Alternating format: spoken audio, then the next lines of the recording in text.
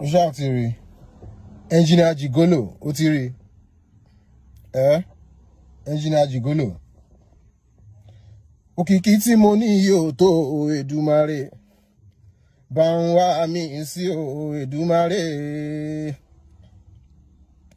Òkìkí tí mo ní yóò tó Èdùmàrè. ní tèmi ọkọ Sisi Alágbo ó ti jáde lẹ́yìn ọ̀rọ̀ tí ó ṣẹlẹ̀ ọ̀rọ̀ awuyewuye tí ó ṣẹlẹ̀ lẹ́rìn òun pẹ̀lú ìyàwó rẹ̀ àti èèyàn kẹta tí wọ́n jọ ń kó ìbálòpọ̀ fúnra wọn. Ó ti jáde báyìí bí arákùnrin ọ̀hún bí ó ṣe sọ oríṣiríṣi ọ̀rọ̀ níbí. Ẹ jẹ́ ká gbọ́ nǹkan tí ó sọ. Ó ní òkìkí tí Ọlọ́run fún òun kò tí tó. Ó ní Engineer Jigolo lòun. Ẹ̀yin yẹn wá ọ̀pọ̀rọ̀pọ̀ nílò ìwé kọ́bọ̀. Ẹ jẹ́ ká gbọ́ látẹnu arákùnrin yìí. Bá ń wá mi sí Èdùmàrè. Ó fẹ́ yàwó kejì. Ó di Jigolo. Fake engineer ni. Ó wá jobless kò wá jobless. Ó dúró sí ṣọ́ọ̀bù kò dúró sí ṣọ́ọ̀bù. Òkìkí tí mo ní yóò tó Èdùmàrè. Bá ń wá mi sí Èdùmàrè. Ṣẹ́rí tí ọkùnrin bá ti yakọ ajá abirùn òṣì lẹ́sẹ̀ tẹ́pẹ́ kò sí joint tí ò ti lè máa gbó á padà mú nǹkan míì máa gbó wọ́n á padà end up sínú kéèjì ṣẹ́rí wọn.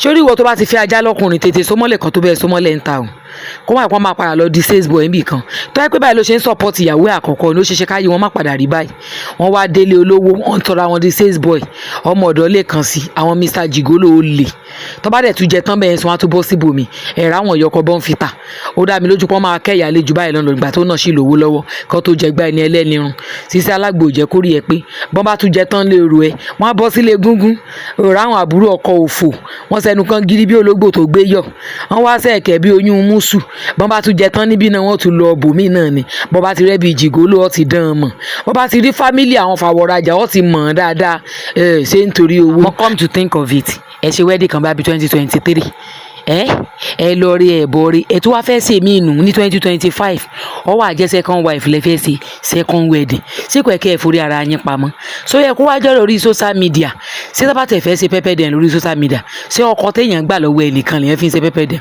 kì í tẹ̀ wá sẹ́yìn tẹ́ pẹ́ ló kọ̀ kí ló dé.